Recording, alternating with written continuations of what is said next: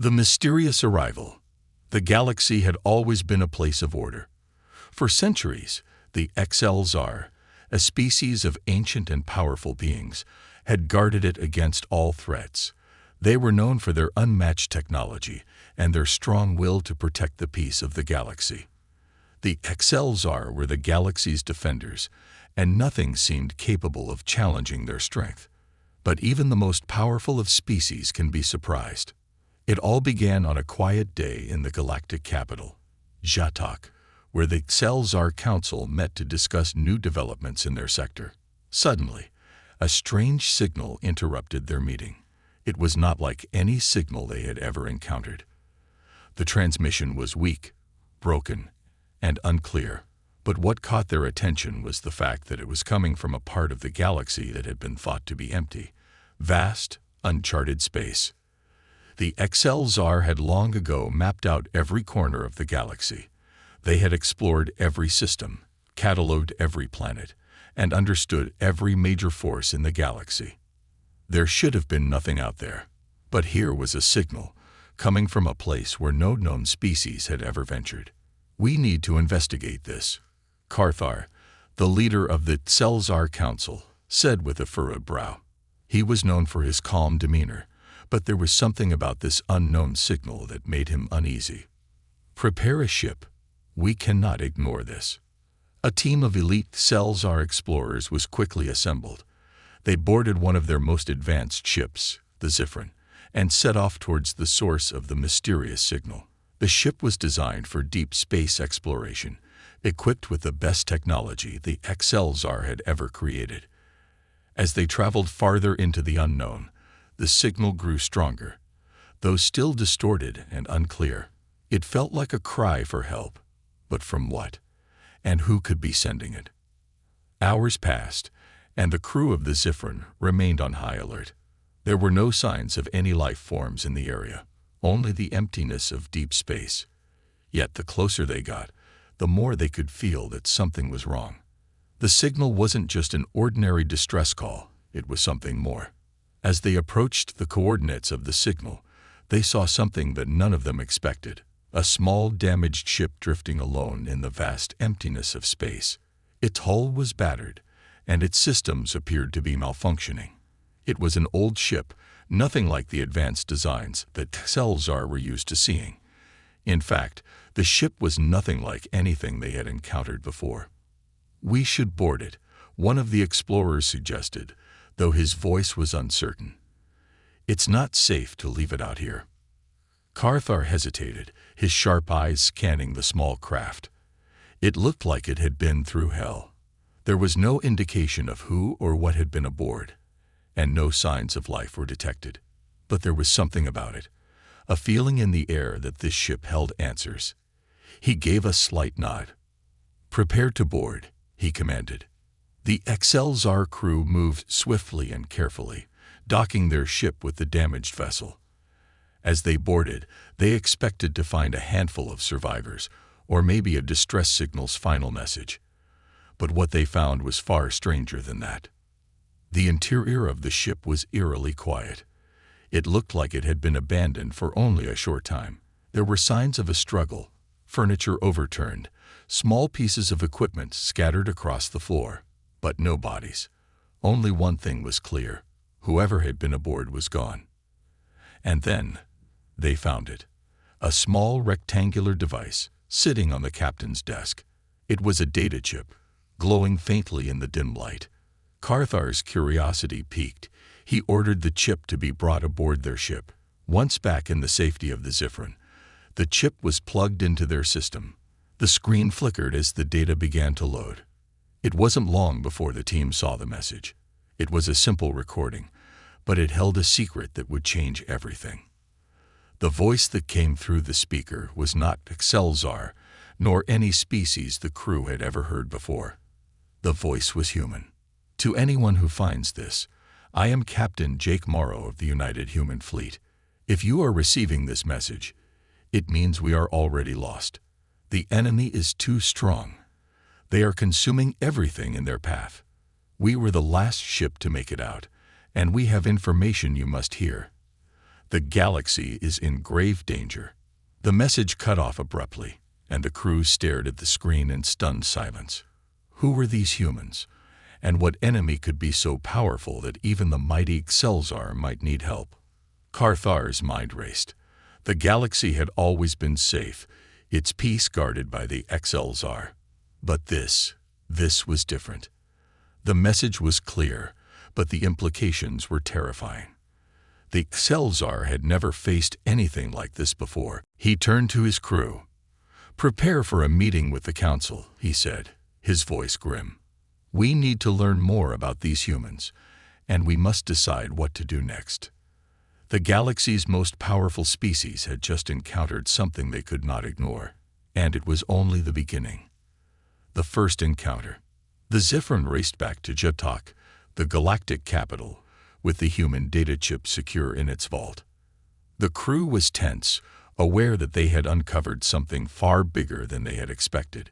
The Excelsior Council was waiting for Carthar's report, but he knew this would not be an easy discussion. The message from the human captain had shaken them all to their core. Upon arrival, Carthar called for an emergency council meeting. The grand hall of Jatok was silent, its vast walls lined with ancient symbols of the Excelsior's history. The council chamber, though massive, felt small in that moment. The weight of the situation was heavy on Carthar's shoulders. This wasn't just another minor threat. They were facing something unknown, something potentially deadly. The Excelsior Council, a group of the most powerful leaders in the galaxy, gathered.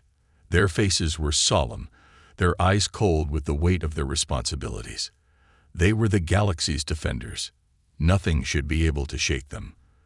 But the human message was something none of them could have predicted. "We've seen the data," Carthar began, his voice steady but betraying a hint of unease. "The humans are not a threat, but their message is clear. There is a force out there that we know nothing about, a force capable of destroying everything we've worked to protect." One of the council members, a sharp-minded strategist named Valkor, leaned forward. "How can we trust them?" he asked, his tone skeptical. "A species we've never encountered before, offering us warnings. What do they expect in return?" Carthar met his gaze. "We don't know yet, but the threat they speak of, this enemy, has wiped out their fleet, and they were the last to survive." "What makes you think they even survived?" Valkor snapped. "This could be some kind of trick, a last desperate attempt to manipulate us. We've encountered many species with nothing but lies to offer." Another council member, Lyrata, spoke up. She was known for her wisdom and was more open-minded than her colleagues. "What if this isn't a lie? What if they speak the truth? We know nothing about this enemy. Shouldn't we at least listen before dismissing them?" Carthar turned to her, his eyes narrowing thoughtfully. "Perhaps, but it's difficult to believe that the Excelsior are not enough to handle any threat. We have the greatest technology, the most powerful fleet, and the most disciplined warriors in the galaxy. What could possibly defeat us?" Lyrata's eyes glowed faintly. "Nothing, unless this is not just a military threat. If this is a force unlike anything we've ever faced, something that could manipulate the very fabric of the galaxy itself, we need to understand it.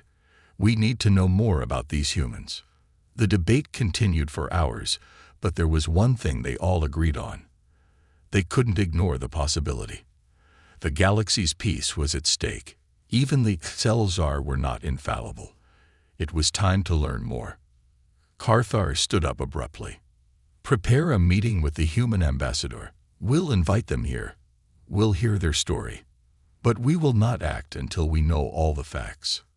Hours later, the Excelsior Council Hall grew tense once again, this time with the arrival of a lone human ship. It was nothing like the ships that Excelsior were used to. While the Excelsior's vessels were sleek, massive, and powerful, the human ship was small, rugged, and battered from travel. The ship's hull showed signs of age, and the crew aboard it looked just as worn, but there was something in their eyes. Determination. Captain Jake Morrow stepped off the ramp first, his boots echoing in the silence of the Grand Hall. He was a tall, broad-shouldered man, his face weathered by countless battles. His eyes were filled with a quiet intensity that made the Excelsior pause. There was something different about this human. There was something human about him. Carthar studied the captain as he approached, his tall frame towering over the Excelsior. "Captain Morrow," Carthar began, his voice as commanding as ever. "You've requested an audience. Speak, and tell us why we should believe your message." Captain Morrow stood tall, looking directly at the council. There was no fear in his eyes, just the hard, calm resolve of someone who had seen the darkest parts of the galaxy and survived. "I don't expect you to believe me," he said, his voice calm but firm. "But I'm asking you to listen. The enemy we're facing, they are not just another warlord or pirate faction. They are something else. They consume everything in their path. Entire planets, civilizations. They are capable of manipulating time and space." A murmur swept through the council members. Carthar, despite his years of experience, could not hide his surprise. The idea of an enemy that could manipulate time itself was beyond anything that Excelsior had ever prepared for. "How do you know this?" Volcor challenged. "Your fleet was destroyed. Your people are gone. What makes you think we will trust you?" Captain Morrow didn't flinch. "We were the last ship to make it out. I have the data, the evidence. My crew, they're all dead. I'm the only one left to warn you." "And what do you expect from us?" Carthar asked, leaning forward. "We've never seen your kind before. Why should we risk everything on the word of a single survivor?" Captain Morrow's gaze hardened. "Because you don't have a choice. You can ignore us. You can turn your back and continue believing that you can protect this galaxy. But if you do, you will lose everything. And this time, there will be no one left to save you." The room fell silent. The Excelsior were not used to being threatened, but there was something about Morrow's words that made them pause.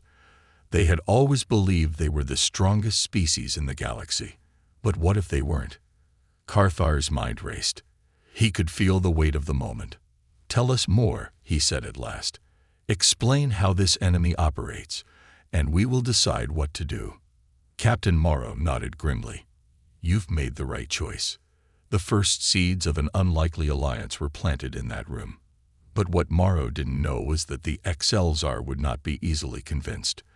The road ahead would be long, filled with suspicion, danger, and tests of trust. But for now, he had the Council's attention. And that was the first step. The reluctant allies. The Excelsior were not used to working with others, especially with a species as unproven as humans. For centuries, they had been the undisputed guardians of the galaxy. To even consider relying on another species felt almost like a betrayal of their sacred duty. But as Captain Morrow continued to speak of the terrifying enemy, the energy-based beings capable of manipulating time and space, the Council slowly began to grasp the gravity of the situation. Carthar stood before the Council, contemplating the fate of the galaxy. His thoughts were troubled. He had always believed that the Excelsior alone could face any threat. They had fought wars, defeated invasions, and brought peace to the galaxy. They had never needed help. But Morrow's words were not easily dismissed. Something about the human captain's calm, unwavering presence was different. The galaxy's protectors were beginning to question their own invincibility. "I'm not asking you to accept me as a savior," Morrow had said during the meeting. "I'm asking you to work with us. We may be weaker in your eyes, but we have something you don't. The ability to think outside the box, to adapt. You've relied on your technology for centuries. I'm not saying your technology is useless, but the enemy we face doesn't play by the same rules." For days, the Council debated the idea of forming an alliance with the humans. Carthar himself was torn. He respected the humans' bravery and resilience, but could they really be trusted? After all, it was one human captain and his destroyed fleet against the might of the Excelsior. The Council would not accept a decision hastily. Finally, A decision was made. The XL-Czar would work with the humans, but on their terms.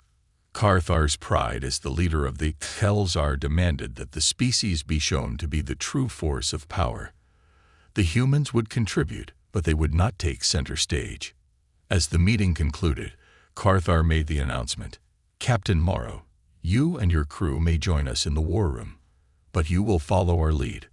Understand?" Morrow stood tall, his eyes steady. "I understand," he said.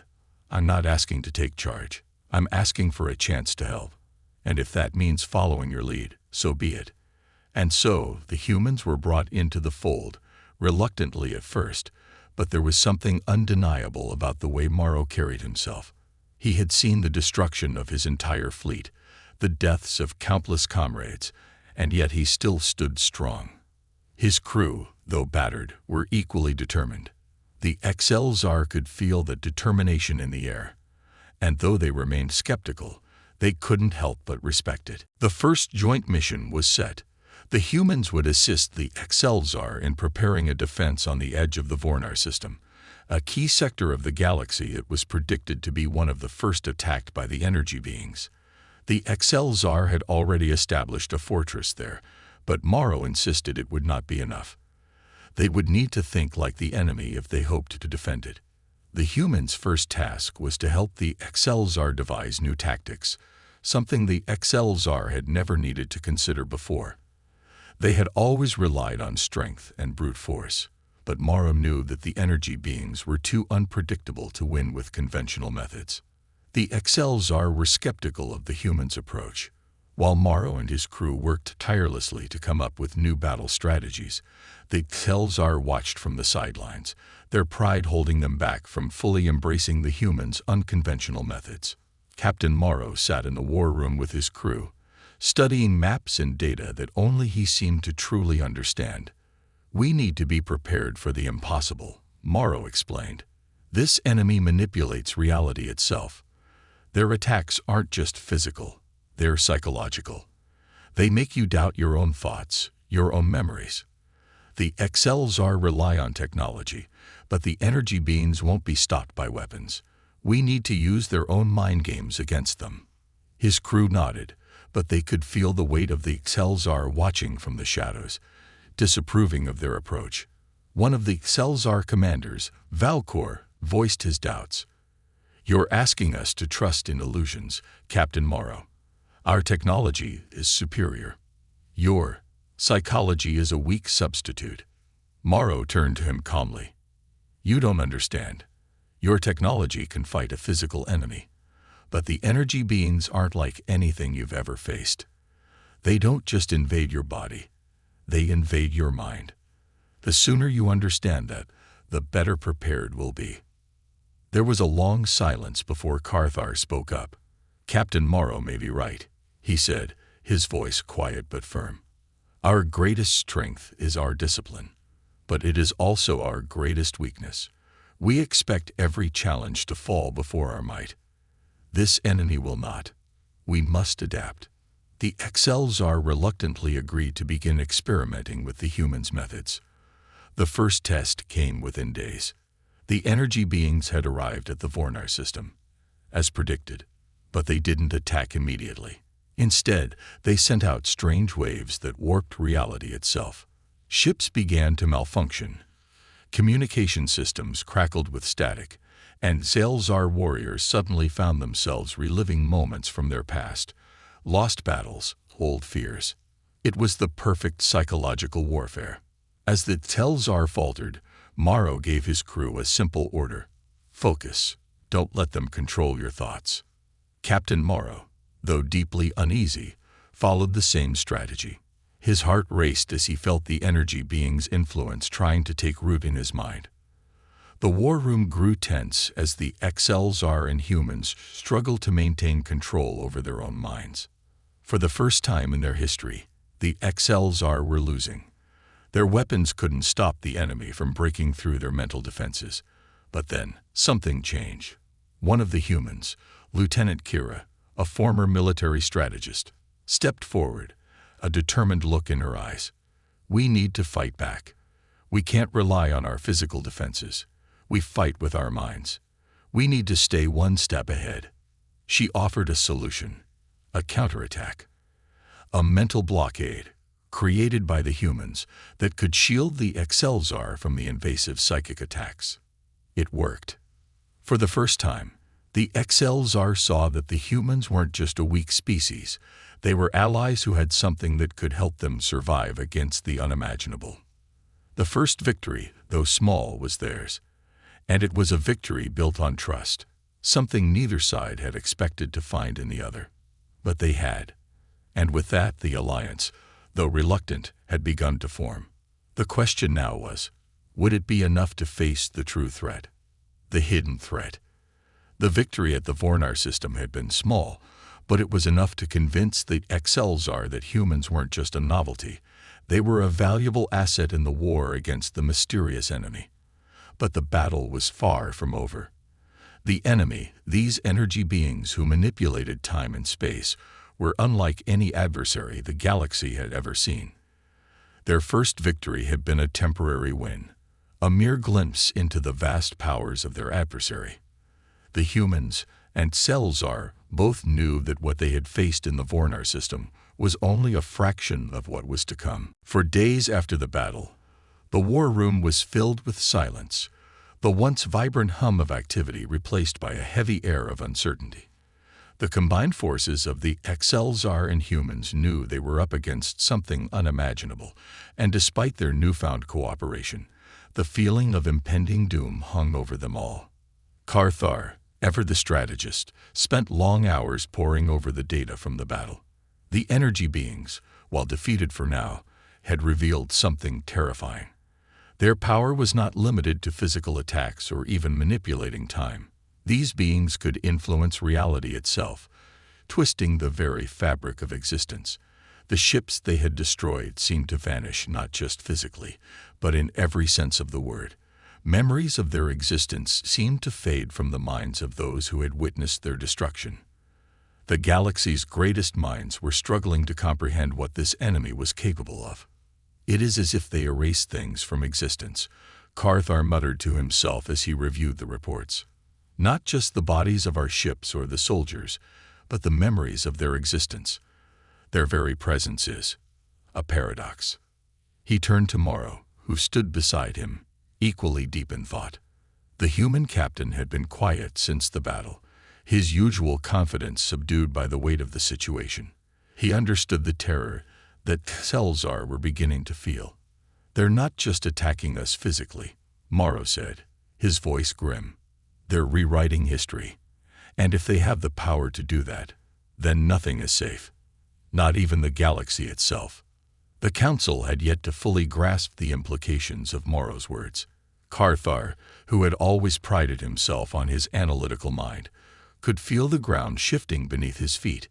The Excelsior had never encountered an enemy that defied logic. Every battle they'd fought had always been a matter of strategy, strength, and technology. This enemy, however, didn't care about the rules of war. They seemed to be rewriting them. In the days that followed, the enemy continued to move through the galaxy, striking at random points, erasing memories, and distorting reality. Entire star systems were abandoned as civilians fled, unable to remember the lives they had led. The galaxy was descending into chaos. The Excelsior had done everything in their power to stop the invaders. Their mighty fleets were sent into battle after battle, but each one ended the same way. The enemy would retreat, only to return with even greater force. The human alliance was now their last hope. But what could they do against an enemy that could wipe them from existence with a thought? Have we learned anything more about them? Carthar asked as he paced the war room. Morrow nodded, though there was little comfort in his expression. We've learned that they're not just an external force. They're part of something much larger, something older than even the Excelsior. We've found hints in the data we've recovered, something about them being a natural force. Not created by any one species. They're part of the universe itself. Something ancient. Carthar's mind reeled at the idea. The XLZR had always believed that they were the protectors of the galaxy, the guardians of peace and order. To think that there were forces older, more powerful, and more fundamental than them was a blow to their pride. But pride alone wouldn't save them. A breakthrough came when Lieutenant Kira, a human officer who had been working closely with the XLZR, uncovered a pattern in the enemy's attacks. "The energy beings are targeting points of great energy," she explained, pointing to the holographic map. "They seem to be attracted to places where the fabric of space and time is already weak. We can predict their next moves if we track these areas." This discovery offered a glimmer of hope. It wasn't much, but it was something. The enemy wasn't random. They were targeting locations of power, places where the natural laws of the universe could be disrupted. Carthar stood up, his face showing a rare sign of determination. "If we can predict their attacks, we can fight back. We can set traps, create false signals, confuse them." Morrow, standing beside him, offered a more cautious view. "It won't be that simple. If they can manipulate space and time, there's no telling how they'll react to our tactics. They might even anticipate our moves before we make them." Carthar's eyes narrowed. "Then we will force them to react. If we can't outsmart them, we will overwhelm them." Despite the uncertainty, Carthar's plan was set into motion. The XLZR and humans worked together, setting traps at the locations the energy beings were most likely to strike. It was a dangerous strategy, relying on the hope that they could predict the enemy's next move before the enemy had a chance to strike. But the moment they set their trap, things went horribly wrong. The energy beings did not simply react. They anticipated everything. The moment the XLZR fleet engaged, the enemy struck back, not just with overwhelming force, but with a level of precision that suggested they had known every detail of the plan before it even happened. The battle that followed was catastrophic. The energy beings tore through the XLZR's defenses like paper, their attacks warping the very fabric of space around them. Entire fleets disappeared in an instant, their existence erased, as if they had never been there at all. In the chaos, Captain Morrow realized the truth. They weren't just facing an army. They were facing something far more powerful, something that was not bound by the rules of war, of time, or even of reality. The enemy was not simply a force to fight. It was a force of nature. As the survivors fled to regroup, Morrow turned to Carthar, his voice full of the weight of their failure. "We were wrong," he said quietly. "This enemy is not just an invader. They're part of the universe itself. We can't fight them the way we fought everything else." Carthar's gaze was filled with an unsettling realization. For the first time in his long life, he understood the true scope of the enemy they faced. There was no escape, no victory in the traditional sense. If they were going to survive, they would have to face the impossible. The galaxy's most powerful species had always believed that they could overcome any obstacle. But this enemy, this force, was beyond even them. And the XLZR and humans would have to find a way to adapt or be erased from history altogether. The power of human ingenuity. The battle at the Vornar system had been a disaster. The energy beings had outsmarted and overwhelmed the combined forces of the XLZR and humans with devastating efficiency. The XLZR, once confident in their technological superiority, had been humbled. The humans, though, were not disheartened. They were different. They didn't give up. And more importantly, they didn't think the way the XLZR did. As the survivors gathered at a new outpost on the edge of the galaxy, the weight of the situation was heavy on everyone's mind. The galaxy's greatest warriors had been outwitted, and the future seemed bleak. But in the midst of all the destruction and chaos, Captain Morrow and his crew refused to surrender to despair. If anything, the failure had sparked something deeper within them, a determination to survive and fight back, even against the impossible. Morrow stood in the war room, staring out into the vast expanse of space. His mind raced. The XLZR had technology, unmatched fleets, and the strength of centuries of war, but none of it mattered if they couldn't think outside the box. They needed a new strategy, A new approach. Morrow understood that the enemy, these energy beings, didn't follow the rules of war or even the laws of physics. They could manipulate time and space, erase memories, and warp reality. Traditional tactics would never work, but human ingenuity was something different. "We need to think like them," Morrow said to his crew, who were gathered around a table littered with star maps and data files. "We're not going to defeat them with firepower or brute force. That's what they expect. We need to find their weaknesses. Their strategy is unpredictable, but they can't control everything. Not if we outsmart them." Kira, the human lieutenant who had become a trusted ally of the XL Tsar, looked up. "You're saying we need to play their game, but better." "Exactly," Morrow replied, his eyes lighting up with a rare spark of excitement. "We have to outthink them, confuse them, get inside their heads. If they're manipulating reality, then we need to turn that against them. We've seen the effect they have on memories and perception. What if we could distort their perception of reality the way they do ours? What if we could make them question their own existence?" The XL Tsar officers in the room exchanged uncertain glances. They were used to fighting with overwhelming power and strength, not playing psychological games. But there was something in Morrow's words that caught their attention. They couldn't keep losing battles. They had to try something different. "What you're suggesting," Karthar, the leader of the XL Tsar, began slowly, his voice thoughtful, "is that we use their own tactics against them. Create confusion, break their control over reality." "But how?" Morrow stepped forward, a grim smile crossing his face.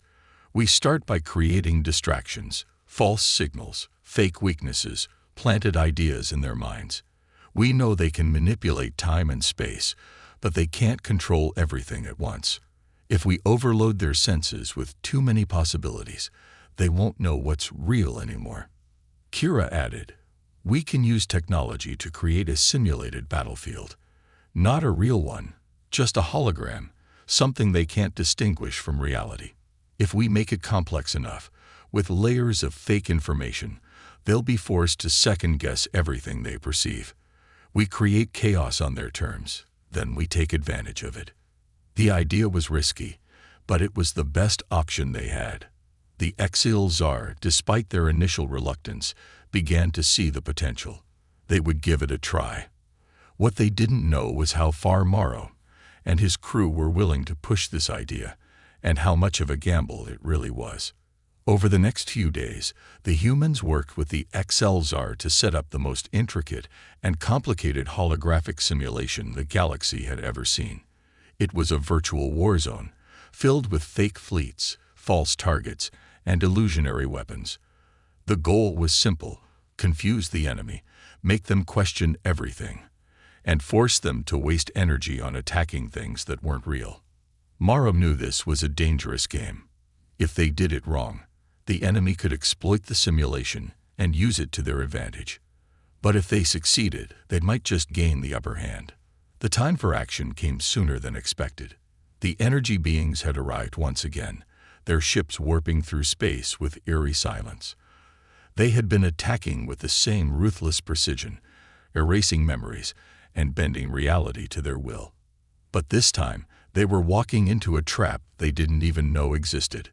Morrow stood at the command center, watching the simulations unfold in front of him. The XL Tsar fleet was ready, but this time, there was no overwhelming force to rely on. Instead, they were going to fight with illusions, with confusion, and with human cunning. "Launch the simulation," Morrow ordered, his voice calm but full of intensity. The war room lights dimmed, and a holographic battlefield sprang to life on every screen. It was a complex, shifting landscape of fake ships, false targets, and distorted signals. The XL Tsar fleet advanced, but they weren't flying toward any real enemy. They were being led into the illusion, like puppets unknowingly dancing to a master's command. The energy beings, unaware of the trap, began to engage the XL Tsar fleet. At first, they seemed to be simply attacking the holograms, the fake ships and weapons that the humans had created. But the simulation was so intricate that it began to disrupt the energy being's perception of reality. The virtual ships exploded, sending out false waves of energy that confused the enemy. The fake signals began to multiply, as though the Excelsior fleet was everywhere at once. It worked. The energy beings started to hesitate. They couldn't tell which signals were real and which were fabricated. Their sense of time and space became muddled. For the first time, they were the ones second-guessing their own actions. Morrow watched with bated breath. "Keep them in the chaos," he muttered. "Don't let them stabilize." But just when it seemed like the simulation was tipping the balance, the energy beings adapted. They didn't have to see the truth. They just had to feel it. They could sense the trick, even if they couldn't fully understand it. And soon, they began to fight back, tearing through the simulation with force, unraveling the illusions one by one. Carthar's voice broke through the tension. "They're breaking through. We can't hold them." Morrow didn't panic. He had expected this moment. It was now or never. "Activate the backup protocol," he ordered. The backup was a countermeasure, a failsafe embedded deep within the simulation. It wasn't just about creating confusion anymore. It was about showing the energy beings that they were not the only ones who could manipulate reality. With a few keystrokes, Morrow initiated a shift that distorted the simulation itself, an overload of conflicting data that would fracture the enemy's perception even more. For a brief moment, everything went quiet. Then, like a tidal wave, the illusion shifted and the enemy froze. The energy beings couldn't keep up. Their ability to warp reality was outpaced by the speed at which the simulation was changing. Confusion set in. Disorientation. They couldn't tell what was real and what wasn't, and their attacks slowed. The Excelsior fleet, now recovering from the initial chaos, moved in, and for the first time, they were in control. With their enhanced weapons and tactics, they began to chip away at the energy being's defenses. The balance of the fight started to shift. Morrow's heart raced as the simulation held firm. It had worked. They had done it. For the first time in this war, the Excelsior were winning, not through power or technology, but through human ingenuity. The battlefield wasn't just a place of physical combat. It was a battlefield of the mind, and humanity had won the first round. But Morrow knew this was just the beginning. The energy beings would adapt again. But now, they knew they had a weapon that could give them a fighting chance. The final stand. The victory at Vornar had given the Excelsior and humans a glimmer of hope, but the energy beings were not defeated, not by a long shot. Every advantage they had gained seemed temporary at best. The energy beings, like a relentless tide, continued their assault on the galaxy, showing no sign of stopping or slowing down. The combined forces of the Excelsior and humans had won a small battle, but they had not won the war. After the success of the simulation, Morrow knew that their advantage was fleeting. The enemy had shown an ability to adapt far beyond anything they had anticipated. Every victory felt like a breath held just before the next storm. He knew they had to act fast or risk being wiped out entirely. A new plan was devised, one that would push both the Excelsior and humans to their absolute limits. If they were going to stand a chance against the energy beings, they needed to take the fight to the very heart of the enemy's power. It was an all-or-nothing strategy, a final desperate assault on the energy being's main stronghold in the center of the galaxy. For the Excelsior, this mission would be a test of everything they believed in. They had never fought an enemy on this scale, an enemy that could erase history itself. The very idea of taking a fleet into the heart of the enemy's domain was unthinkable to them. Their pride, their centuries of peace, and their technological superiority had all been shattered by the energy beings. But this was their last chance. If they didn't act now, the galaxy might not survive. Captain Morrow and his crew were ready.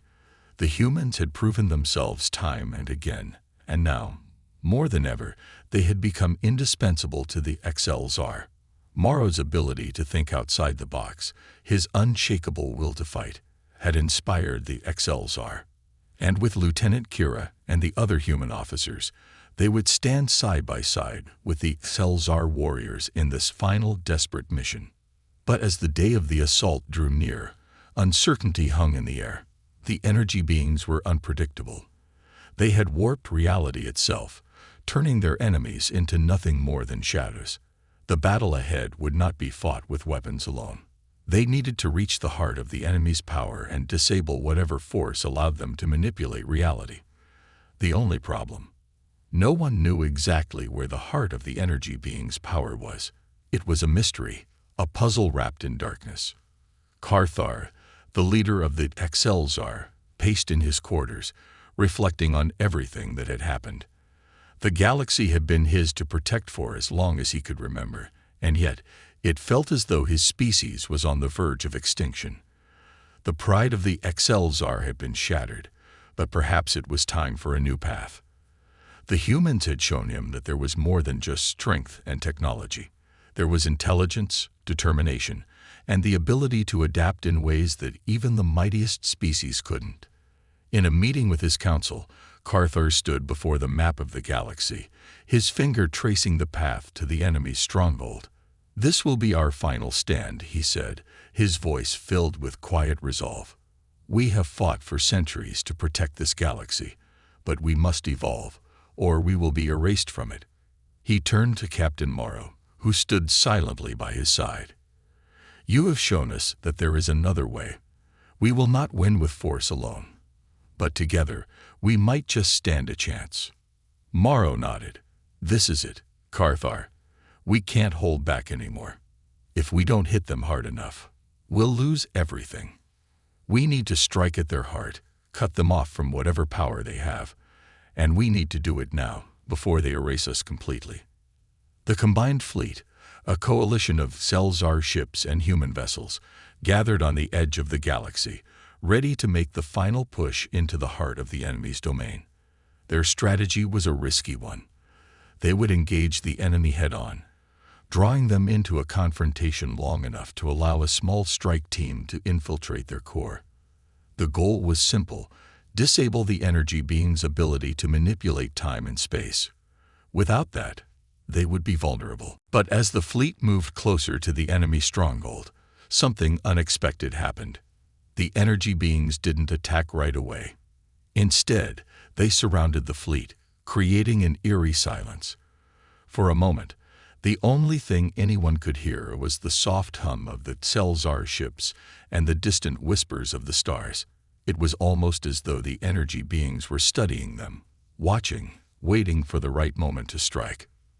Then, without warning, everything changed. The space around them began to distort. Time itself seemed to bend and twist. Ships vanished and reappeared, scattered across the battlefield, disoriented. The stars themselves seemed to flicker in and out of existence, as though reality itself were collapsing. "This is it," Morrow muttered under his breath, a knot tightening in his stomach. "They're trying to break us." The Excelzar fleet began to shake, their communication systems failing as the energy beings manipulated the very fabric of space. The humans and Selzar alike were thrown into chaos, unable to keep track of anything around them. "Hold steady." Carthar's voice cut through the panic. "We knew this would happen. Trust in the plan. We've prepared for this." Morrow's crew worked furiously to maintain control of their ships, but even they could feel the weight of the energy being's power closing in. The human and Selzar forces were being stretched to their limits, but they pressed on. They had no choice now. A small group of elite Selzar soldiers, led by Lieutenant Kira, boarded a stealth ship and entered the heart of the energy being's domain. They moved with precision, knowing that the fate of the galaxy rested on their shoulders. Every step they took felt like it could be their last. The deeper they went, the more the boundaries of reality seemed to blur. Time stretched unnaturally, and the very air around them seemed to ripple like water. But they didn't stop. They couldn't afford to. Inside the heart of the enemy's power, they discovered the source of the energy being's ability to manipulate reality. It wasn't just a weapon. It was a living, breathing force. The energy beings were not invaders. They were part of the galaxy itself, an ancient force that had been there since the dawn of time. They were not destroyers, but defenders, meant to maintain the balance of the universe. Their power wasn't meant to be used as a weapon. It was meant to keep the galaxy in harmony. But something had gone wrong. The energy beings' purpose had become twisted, and they had begun to erase entire civilizations in their attempts to restore balance. They were not evil, but they were lost. It was then that Kira and her team realized the truth. The energy beings had been created to maintain cosmic balance, but they had become corrupted. Their mission had been misinterpreted, and they had turned into an unstoppable force of destruction. With this knowledge in hand, Kira activated the disruption device, an ancient, powerful artifact built by both human and Selzar scientists to interface with the energy being's power and shut it down. It was a risky move, but it was the only way to stop the cycle of destruction. As the device activated, the energy being's grip on reality began to falter. The distortions of time and space started to unravel. The battle was not over, but for the first time in ages, the tide had shifted. The energy beings were no longer an unstoppable force. They were simply another part of the galaxy, and the galaxy could fight back. The final stand had been made. The fate of the galaxy was still uncertain, but for the first time in a long while, there was hope. Guardians of the future. The galaxy was a place of silence after the final stand. For the first time in centuries, the stars felt still, no longer pulsing with the threat of annihilation, no longer in constant flux as they had been during the energy beings' manipulation of time and space. The energy beings had been disrupted, their grip on reality shattered. But the victory wasn't absolute. The battle had not destroyed them.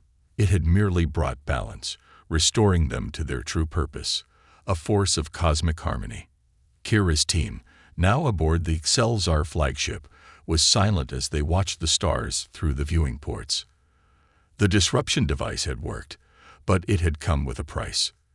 The energy beings, while no longer a destructive force, were not gone. They had retreated, fading back into the universe, their mission reset to its original purpose: balance, not destruction. They would no longer be a threat, but neither could they be fully controlled. They were not enemies, but they were not allies either. Did we do the right thing? Kira asked quietly, her eyes locked on the stars. Are we really safe? Morrow stood beside her, his expression pensive. I think we did more than just stop a threat. We gave the galaxy a chance to understand what it's really up against. The energy beings aren't evil. They're just ancient. Their purpose was corrupted, and we've stopped them from erasing everything just to restore balance. But there was a deep weariness in his voice, the kind that comes from staring into the abyss for too long. He knew that this victory, while significant, wasn't an end. It was just another beginning. As the Selzar fleet began to regroup, a new reality was settling in. The galaxy had changed. The Selzar, the mighty defenders of the stars, had learned the limits of their strength. The humans, once thought of as a fragile species, had shown that there was more to survival than advanced technology or sheer power. They had proven that ingenuity, adaptability, and the ability to see things from a different perspective could win battles that might otherwise be lost. We've learned so much from this, Carthar said, his voice steady as he addressed the council of Selzar leaders. We thought we were the ultimate protectors of the galaxy. We believed that our technology, our strength, was enough to keep the peace. But we were wrong. We are not the galaxy's only hope. The humans have shown us that there are other ways, other strategies. We are not the only guardians of the future. Carthar's words echoed in the hall, a stark shift in perspective. The Selzar had always seen themselves as the galaxy's protectors, its keepers. But now, they understood that their strength alone wasn't enough. The universe was vast, unpredictable, and full of forces that even they could not control. The balance they had fought so hard to preserve had been tested, and they had learned that it was fragile. Morrow stepped forward, looking at the Excelsior leaders with respect. The galaxy has always been a place of survival, of constant change. But now, I think it's time for something new. For all of us. He paused, letting the weight of his words sink in. The Excelsior had once believed that the galaxy could only be kept safe through sheer power. Now they had learned that it was also through understanding, cooperation, and resilience. We can't just fight. We have to be part of the future. We have to build it together. Humans, Excelsior, and all species in this galaxy. We have to be the guardians of the future. Not just in the battles we fight, but in the way we shape this universe moving forward. The Council of Excelsior looked at each other, a quiet understanding passing between them. They were the galaxy's protectors, yes, but they were not the only protectors. They had allies now.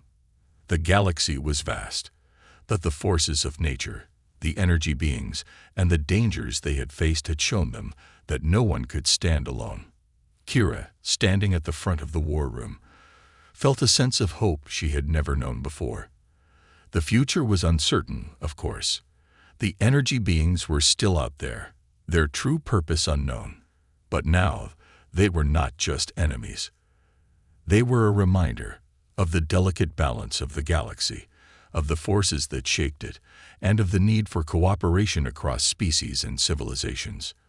"We've won," Kira said softly, "but the work isn't over. The galaxy still needs us, every one of us." The humans had proven their worth in ways that no one had imagined. They had been the ones to find the solution to the energy being's power, to help the Excelsior see a new path forward. They had faced impossible odds and had come out on the other side not only alive but victorious. The Excelsior had learned to trust them, to see them not as a fragile species but as powerful allies. "We will rebuild," Carthor declared, his voice filled with conviction. "We will rebuild not just our fleets, not just our technology, but our alliances. The future of the galaxy does not lie in one species or one form of power. It lies in unity." Morrow nodded, looking out at the stars once again. "This is just the beginning. We got a long way to go, but now we walk together. Human and Excelsior, guardians of the future." In the aftermath of the final battle, the galaxy began to heal. The once proud Excelsior learned to adapt, to see beyond their technology and strength.